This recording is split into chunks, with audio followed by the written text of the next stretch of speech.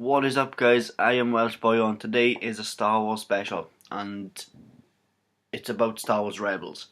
If you haven't seen this show, I highly guarantee it. I've only just caught up myself.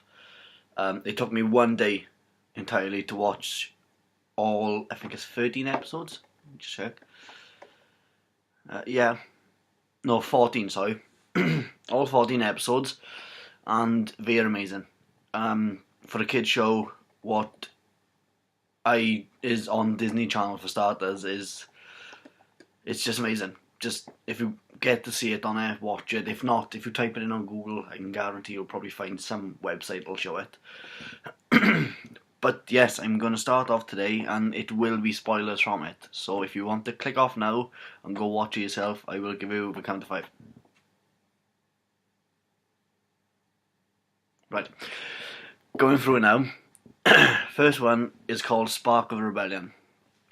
It says by here, I will read each little tiny information bit about each episode. And Spark of Rebellion is Ezra, a normal boy who finds himself caught up in the beginning of a rebellion against the Empire. Right, this episode is a long one, and it's about this kid Ezra who actually does get caught up in rebellion. It's a very good description of here, but he bumps into these characters, and I've actually got them written down for a change. Called, one's Kanan. Right, I'll go through each character just to so you guys know. Kanan is he's not old, he's a Jedi. Right, here's where the big spoilers come in. During the course of the entire series, you find out that Kanan he never actually finished his Jedi training. During Order 66, or the one that wiped out the entire Jedis, what's on Revenge of the Sith, his master dies and he runs. So that's how he survives. So he has a lightsaber now, his main weapon and that. He uses the Force, but he hasn't got a wide knowledge like Obi-Wan would have, Anakin would have, all of them lot. And going down the list here, I've got Hera, who's a Twi'lek pilot. She owns this ship. I think the ship is called the Ghost. I can't remember entirely, but I think it's called the Ghost. And she's like the Han Solo, if you would, of their group.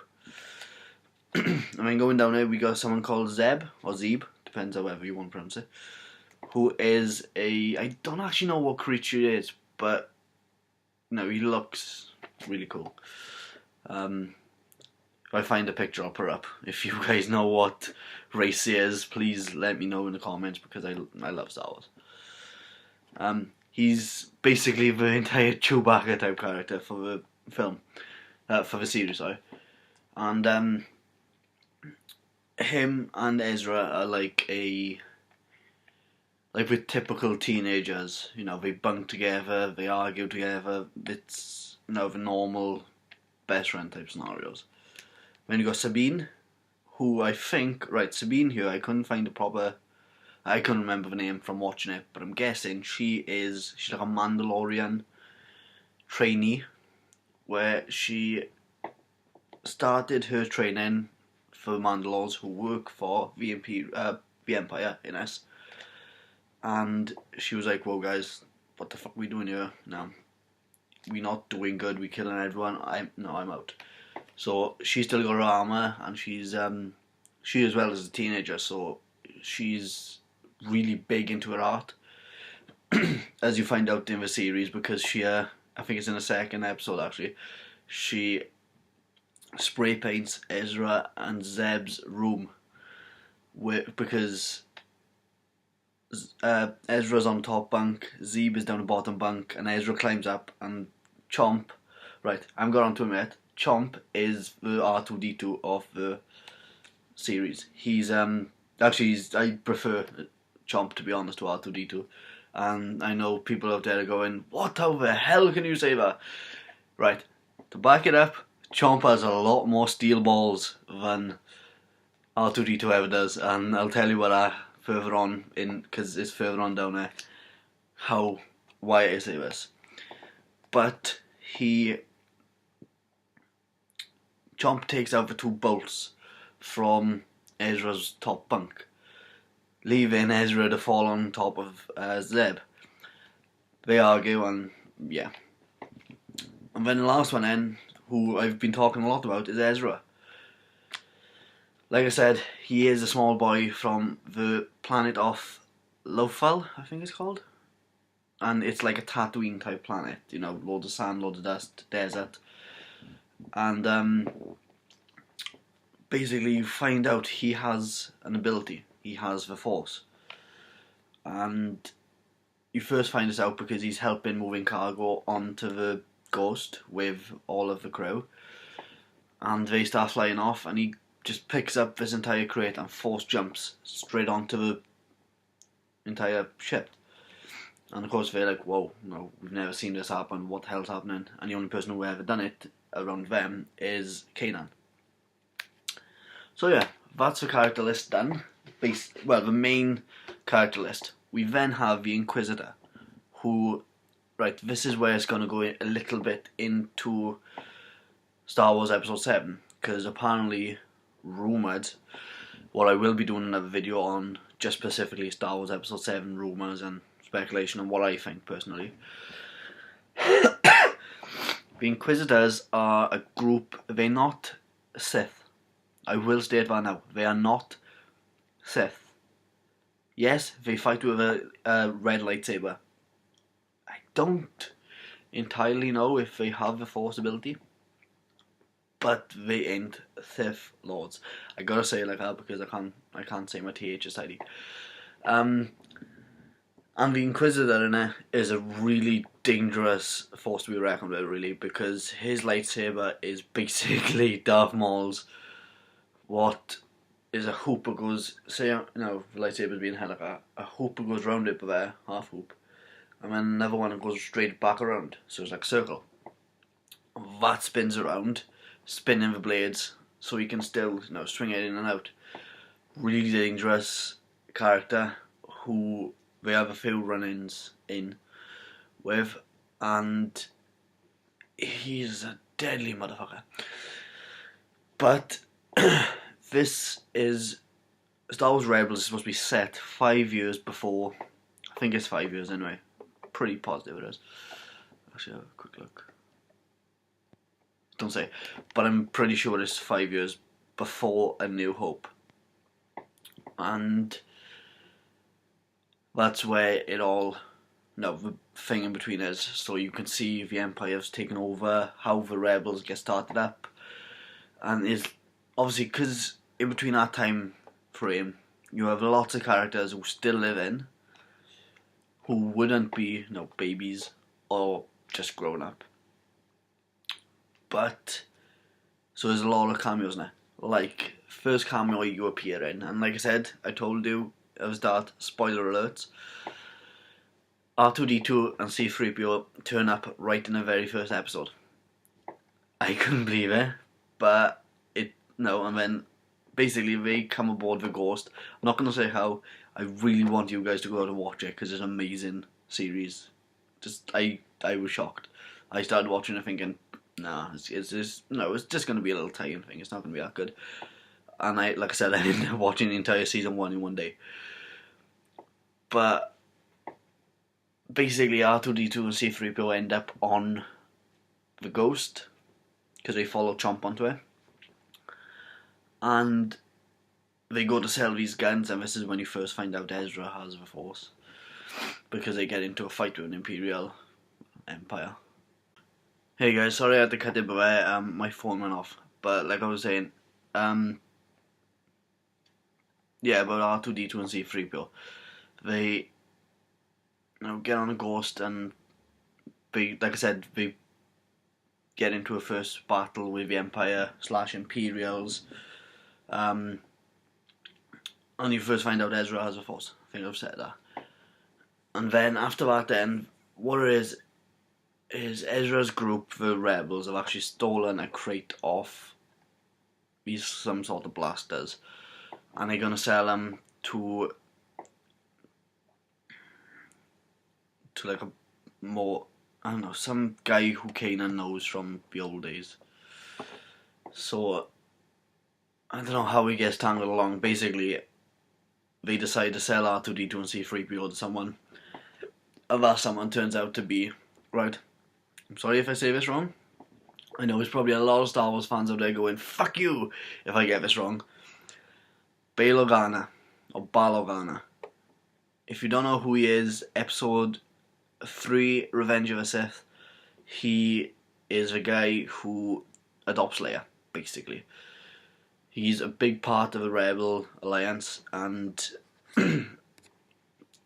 I don't think you ever see, well, you don't hear about him or see about him in the originals, so I'm guessing he's either dead on Alderaan where he blew up, or he died before it, one or the other. So yeah, right. Basically, I'm gonna skip a few episodes because, like I said, I really want you guys to go watch it. Basically, they train Ezra to use a Force, sort of, but he can't get a hang of it. So when they do him the jobs and he needs to use it, then he gets to learn it. Basically, a learn on the job type one. Right. A few episodes down, it's actually quite a lot down. This is the last couple. Episode 9. Ezra must face a great challenge as part of his growth as a member of a team. Right. I think... I'm wrong.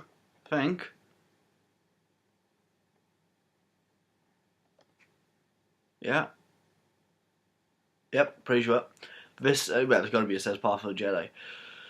Ezra goes into a temple in, was it Lothal?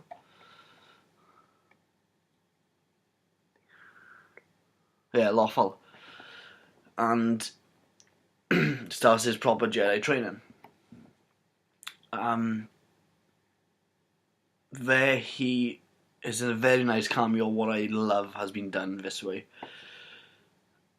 They go into the temple, and basically he goes through the temple doors saying, I can being like, right, I gotta do this myself. Obviously the temple is meant to trick your mind and see how we work, so it shows them a lot of like images on how, like, the Inquisitor killing Kanan, and the Inquisitor killing, obviously, Sabine, Zeb, Hera, and I don't know if he kills Chomp. I'm kind of hoping he don't, because I quite like Chomp. But obviously it's just images now. He's trying to toy with his mind, and he hears a voice, but so does Kanan. Kanan is outside waiting for him, panicking. And this voice of the one and only Master Yoda comes over. And he's trying to guide them both through, right, Kanan, don't you panic, Ezra, this is what you do. And it turns out Ezra obviously succeeds. He gets his own crystal, he gets a blue lightsaber crystal, and then that episode ends with them going back to the Ghost. And I was right, it is called the Ghost. I've checked this, come up by here. Because I got two screens open, one recording me and one obviously to get my information off, because I can't. Come on, if you watch 13 episodes in one day, you can't remember a little bit of it. But, well, maybe you can. I'm just not very good with information. Basically, then he goes back and creates his own lightsaber. Right. Lots of problems with this. Not so much about him creating his lightsaber, because no, hey, it's part of a Jedi, part of your training, you gotta create the lightsaber. Everyone has done it. But he creates one that's got a blaster on it. And I will try and find it and put a picture up by you. His saber is basically a cutlass, because it comes out like that. Obviously the pictures are showed there, coming out like that, and it has the gun on it. That's not so bad, but I don't know why they've only just started doing bloody crazy lightsabers all of a sudden. And I know people are going to go, episode 7, look at the crossguard lightsaber. Right, that crossguard lightsaber, I will get onto it in another video, in the episode 7 video, what I'm doing straight after this one. And I'll explain a bit more about that. But I don't know, it's something about that lightsaber, it leaves me a bit I don't know what to do. Don't know really what to think about it. But carrying on with that, obviously he starts training that, and is one called, I think it's called, yeah, but it's Call to Action.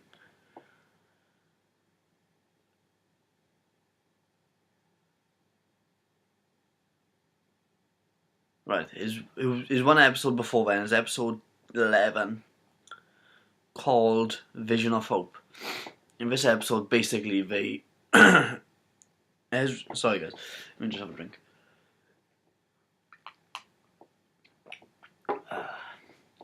Basically, Ezra has a vision. He's been having visions all this series, and this vision is that the guy, the rebel, so as they think, who leaves them all messages, and now is like basically I can't remember what they call it. He takes over the airwaves and he gives a shout out to the rebels and stuff. He gets kidnapped.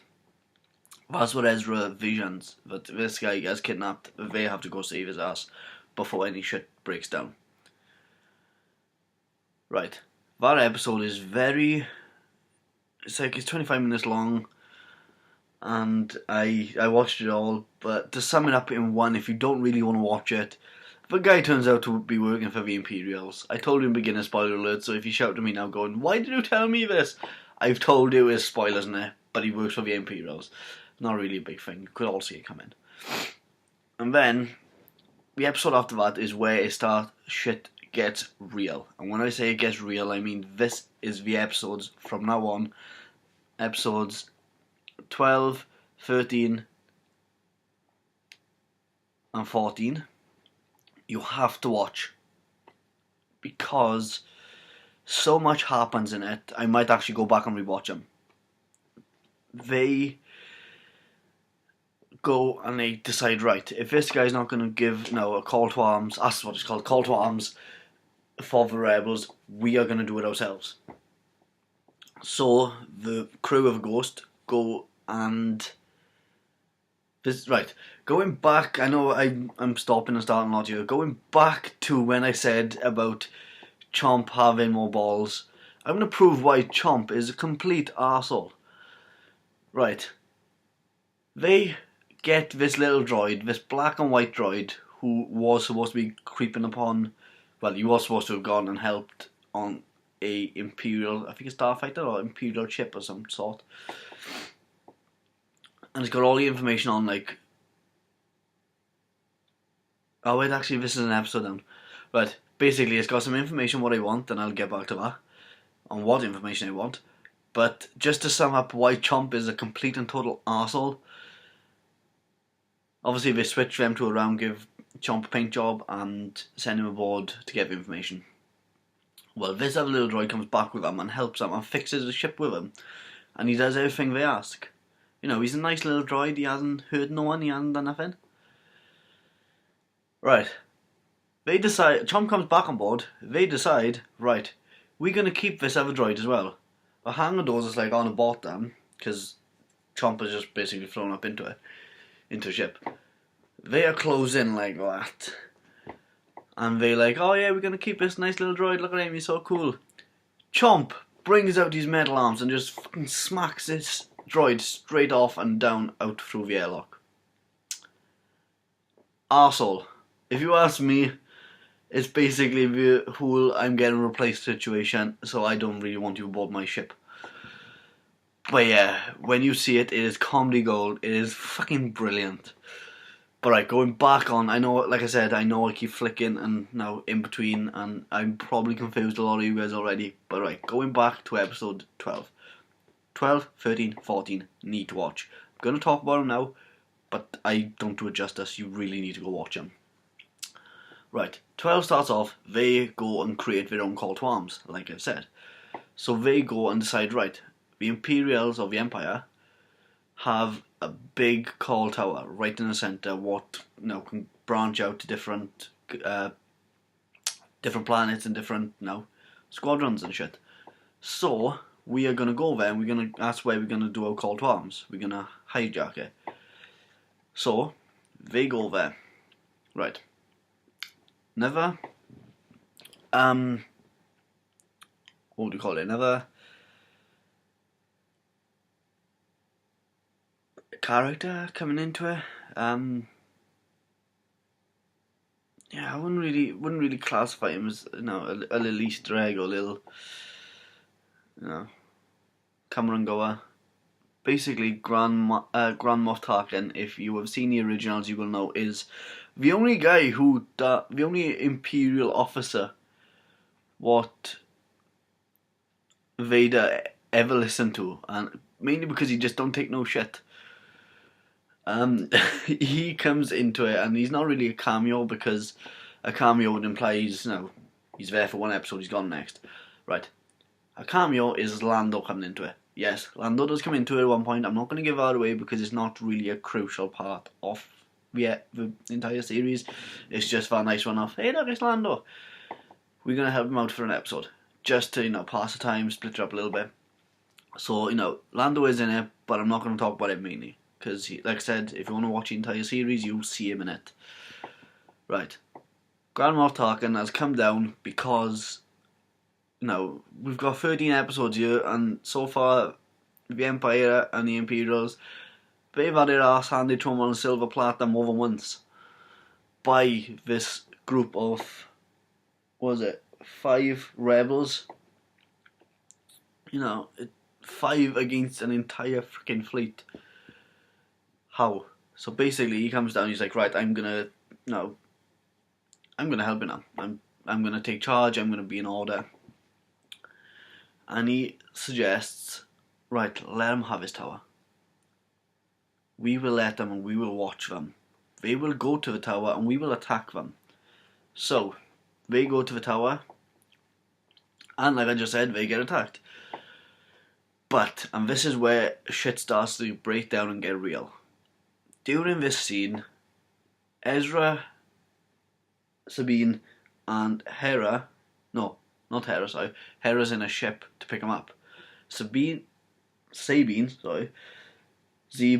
and Ezra is who I meant, are up the top trying to hijack this tower. What works? They do get the tower. What is now unbelievable. But Kanan, when I say sacrifices himself, I don't mean he dies. But, however, he sees the Imperials coming towards him, pulls out his lightsaber, he stabs the control panel for the lift and for the doors, so he can't get through, and neither can they. During this, he has a fight with the Inquisitor, and the Inquisitor obviously wins, because, to be honest, the only person who hasn't taken no shit all the way through it is the Inquisitor. And they capture Kanan. Right. I saw this episode, at the end of it, I was like, no! Because normally my favourite characters die, and I love Kanan. Kanan is like the badass equivalent of Qui-Gon. I know that's probably going out there saying that, but he is. He's cool as fuck. But then obviously they get picked up and they go back. And then the next episode, episode 13, is called Rebel Resolve. And as you might have guessed, they want to get Kanan back. They want him here and now. So this is where the whole droids get switched, and obviously Chomp is an arsehole. But I can't really remember what happens in this one a lot. Yeah, that's it. They start to interrogate Kanan, and in a pretty brutal way as well. It's crazy. But of course, the crew now are trying to gather plans to go rescue him, obviously, like you would. Hera, on the other hand, even though you can see there's a love interest between them all through the entire series, she doesn't want to save him. Well, no, she does, but she don't want to risk everyone on board for one man, basically. The way she sees it is he knew his mission, he knew what he was getting himself into, and he took it. And on that one, let me just click on it quickly, see if there's any more information on it. I don't think it is, but no, there's not.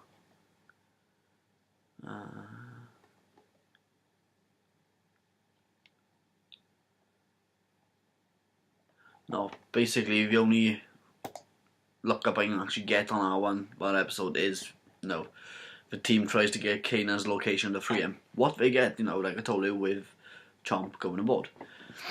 Next one is called Fire Across the Galaxy. Right. I told you this is where shit gets real, and I was not lying. Right. This episode is, I don't think it's a very long one. I think it's the normal episode's length. Half hour, between 25 minutes, half hour. Right. This episode is fucking crazy because everything happens. They go aboard on the Imperial starship and they get their man back. Ezra goes and frees him, but the Inquisitor's waiting.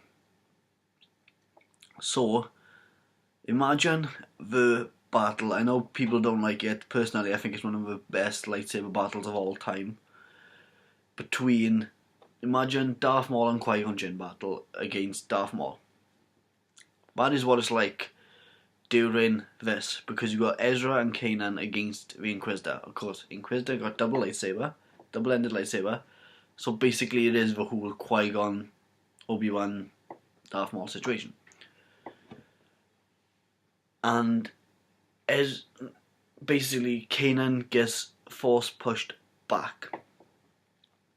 Inquisitor spins his lightsaber around and cuts Ezra. And Ezra falls down then, but he falls straight down because they fight in. It's hard to explain, this one is. Imagine, the first couple of scenes where it is actually Qui-Gon and Obi-Wan against Darth Maul, and with all the pillars and stuff. If you've seen episode 1, obviously you know. If you haven't, please go check it out. Actually, if you haven't, what the hell did you do with your childhood? But yeah, right. It's like that. And he falls down onto the platform below. Of course, Kanan getting up, seeing this, thinking, shit, he is dead, is another person I've let down. Because you find out that his master tells him to run when she's getting killed in Order 66. And he listens to it, he runs, You're not going to fucking argue with the person who's ahead here, were you? And when he runs, everyone thinks of him a little bit cowardly. Right. Moving on to the next part then, he thinks, shit, I've let him down. Uses the Force, picks up his lightsaber, and of course, having a lightsaber with a blaster on comes very useful. He goes to town, basically, on the Inquisitor, to the end part where pipes are being burst, flames are shooting up, and I'm going to spoil this now, and I'm sorry if you lot didn't want to hear this. The Inquisitor dies. Or does he?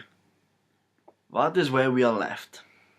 Basically, the Inquisitor is hanging on a ledge, and you can see in Kanan that he does have a spark of dark side in him, but he doesn't use it, because he definitely doesn't want to save him, but at the same time, he doesn't want him to die because he don't want to kill him himself.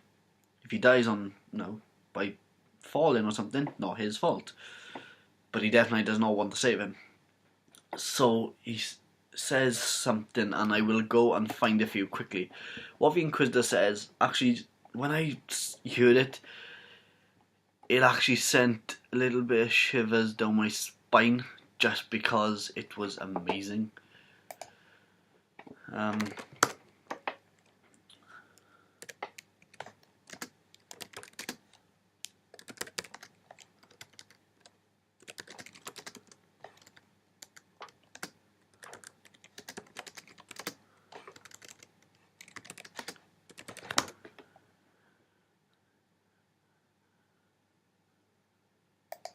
Right.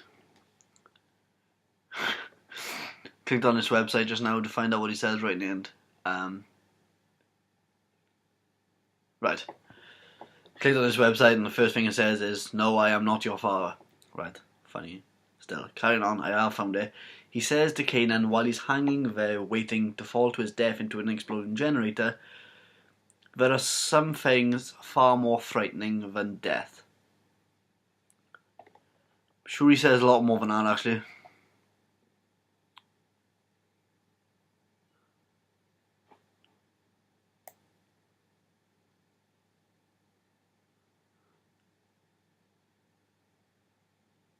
That's it. but is far worse things than death, and the beginning has only just come, basically. Right. This was scary because you think, shit, he's a badass, and yet, no, we got worse things to come in season 2, really? So basically the crew then take this battle to TIE fighters. They using a TIE fighters to get back to their ship, and they actually get back on a well, they can't get back on a ship because Chomp is taking it for a spin, basically, or what they think has happened. Then this whole rebel fleet turn up and demolish the rest of them, and save the rest of the team, the guys.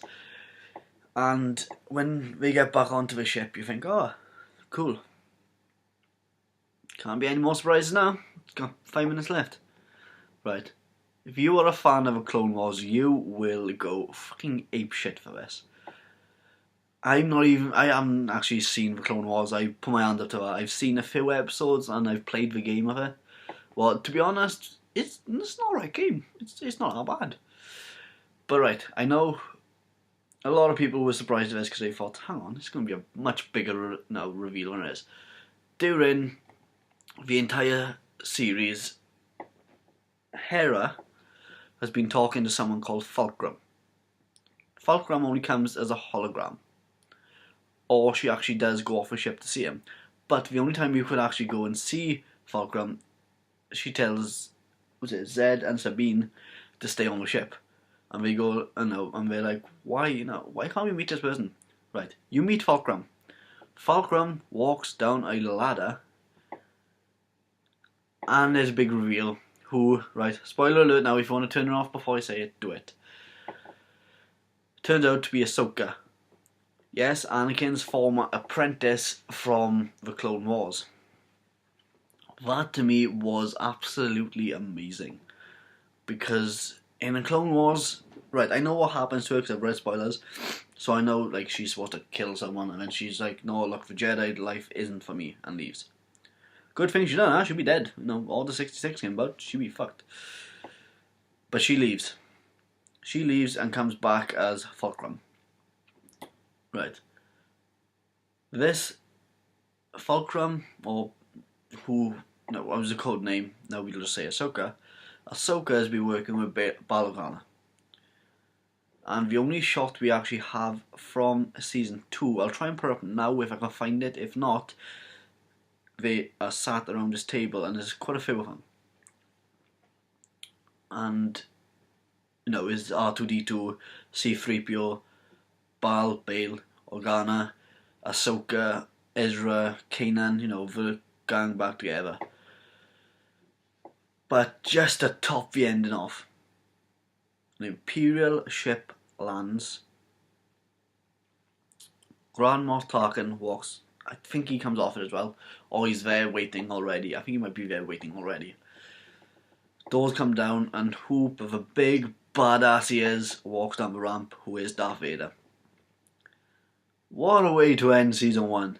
You were just begging for more there. It's just, the way they end it is, it's redemption, basically. It's a good ending to a good first season.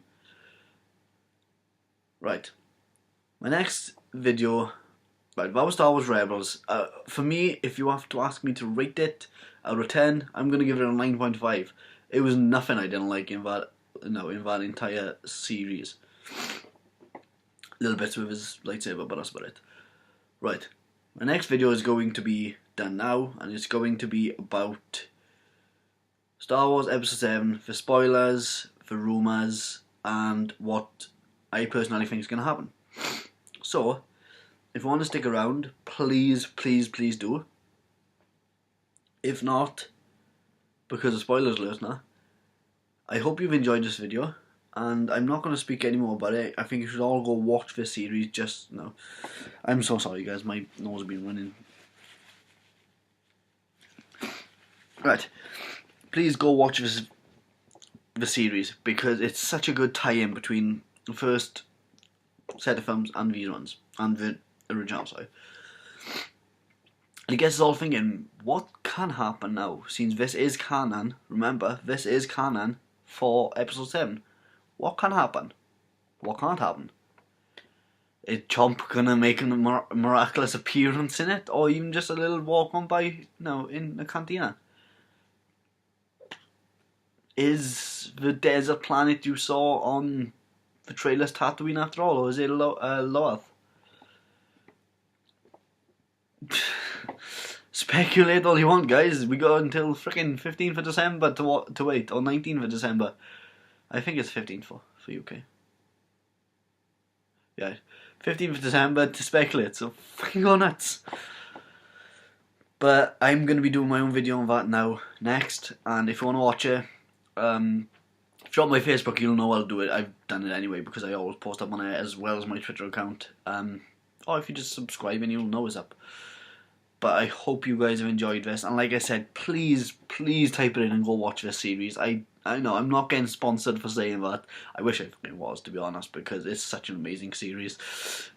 But please go watch it. It's one of them things you watch, and if you're a big Star Wars fan, all the way along the series, just start to end, you're there going, fuck me. Basically, the only way I can describe Ezra as well any better, what I've just thought of, is imagine that Anakin Skywalker we all wanted. Instead, we got a whiny little fucking teenager who, wanted to talk about his feelings all the time.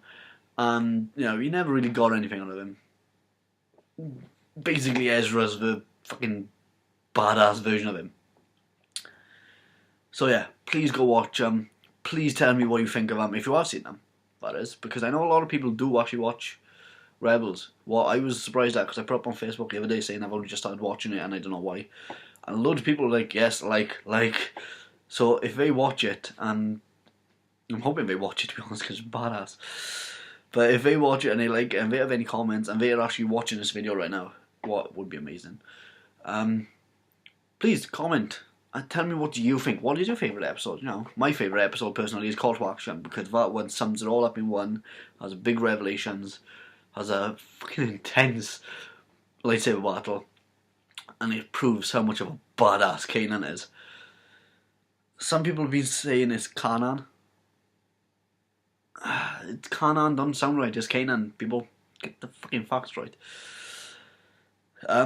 Right, basically, this is it for this video, guys. If you've enjoyed, please hit the like button, comment, subscribe on my Facebook page, subscribe on YouTube, on Twitter. And I will possibly see you in the next video, or maybe even before that if I go on Facebook. But yeah, guys, hope you've enjoyed, and I will see you soon. Bye!